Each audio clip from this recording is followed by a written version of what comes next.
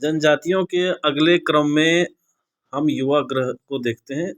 जनजातियों में युवा गृह की परंपरा रही है। युवा गृह घास फूस से बनी झोपड़ी या मकान होता है जो गांव के बीचों बीच या जंगल के पास स्थित होता है। बस्तर के मुरिया जनजाति में युवा गृह है जिसे घोटुल कहा जाता है। यह गांव के मध्य में स्थित होता है, जबकि उरांव जनजाति में यह खेतों के नज़दीक होता है। युवा गृह जनजातियों के लिए एक प्रमुख सामाजिक संस्था है। यहाँ से अविवाहित युवक युवतियाँ सामाजिक रीति रिवाजों एवं परंपराओं से संबंधित ज्ञान अर्जित करते हैं। इतना ही नहीं, युवा गृह के माध्यम से वे अपना समाज के विकास में भी योगदान प्रदान करते हैं। इसमें इम्पोर्टेंट है मुरिया जनजाति, जिसे घोटुल कहा जाता है युवा गृह को, और गांव के मध्य में स्थित होता है। अगला आते हैं युवा गृह की विशेषताएं। 3 प्रकार की विशेषताएं हैं। पहला है युवा गृह भोजन इकट्ठा करने के कार्य के रूप में महत्वपूर्ण आर्थिक संगठन के रूप में कार्य करता है। युवा गृह युवक युवतियों को सामाजिक तथा अन्य प्रकार के कर्तव्यों की शिक्षा देने का उपयोगी केंद्र है। साथ ही युवा गृह जादू और धर्म से संबंधित संस्कारों को करने एवं सिखाने का स्थान है। जैसा कि उनमें विश्वास है शिकार में सफलता प्राप्त होगी, युवकों के उत्पादन में शक्ति वृद्धि होगी। युवा गृह के प्रकार। युवा गृह 2 प्रकार के होते हैं। पहला है एकलिंगीय। छत्तीसगढ़ के अबू झमड़िया जनजाति में एक लिंगीय युवा गृह पाया जाता है, जहाँ पर अविवाहित लड़के और लड़कियाँ शाम को जाकर रात को घर वापस आ जाती है। मतलब युवा गृह में शाम को जाते हैं और रात में वो वापस हो जाती हैं। दूसरा है द्विलिंगीय। बस्तर के मुरिया जनजाति में घोटुल का विशेष महत्व होता है। गांव के मध्य में स्थित घोटुल में अविवाहित युवक युवतियां शाम को जाती हैं एवं रात भर वही रहती हैं। इस प्रकार से 2 प्रकार के युवा गृह पाए जाते हैं। अगला है छत्तीसगढ़ के जनजातियों में मुख्य रूप से निम्न जातियों में युवा गृह पाए जाते हैं। पहली है मुरिया जनजाति, जिसका युवा गृह घोटुल कहलाता है। इसकी विशेषता है युवक जो घोटुल में जाता है उसको चेलिक कहा जाता है और चेलिकों के मुखिया को सिरेदार कहते हैं।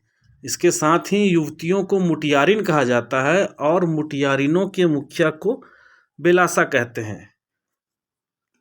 प्रत्येक सदस्य का घोटुल में अलग नाम दिया जाता है, जबकि उनका व्यक्तिगत नाम यथावत रहता है। अगली जनजाति है उरांव, जिसके युवा गृह को धूमकुरिया कहते हैं। युवक धांगर कहलाते हैं और युवतियों को धांगरिन कहा जाता है।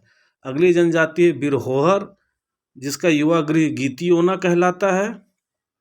भारिया का युवा गृह घसरवासा, भुइयाँ का रंगभंग, परजा का धागा बक्सर कहलाता है। यह बहुत ही ज़्यादा परीक्षा उपयोगी हैं, विभिन्न परीक्षाओं में पूछे जा चुके हैं। अगला देखते हैं जनजाति के विकास हेतु संविधान में क्या प्रावधान किया गया है। अनुच्छेद 15(4) में जनजातियों का सामाजिक तथा शैक्षणिक रूप से विकास का प्रावधान किया गया है। अनुच्छेद 16(4) में राज्य को सरकारी नौकरी में जनजाति लोगों को प्रतिनिधित्व देने हेतु आरक्षण का अधिकार देता है। अनुच्छेद 23 जनजातियों से दुर्व्यवहार, बेगार, बंधक मजदूरी का निषेध करता है। अनुच्छेद 29 अनुसूचित जनजातियों को अपनी भाषा, बोली एवं संस्कृतियों को सुरक्षित रखने का अधिकार देता है। अनुच्छेद 46 शैक्षणिक एवं आर्थिक विकास के विषय में सुरक्षा प्रदान करता है। इस प्रकार से संवैधानिक प्रावधान जनजातियों को संविधान देता है। अगले क्रम में देखते हैं अनुच्छेद 164(1) के तहत छत्तीसगढ़, मध्य प्रदेश, उड़ीसा में अनुसूचित क्षेत्रों के राज्यों में जनजाति मंत्री का प्रावधान का उल्लेख किया गया है।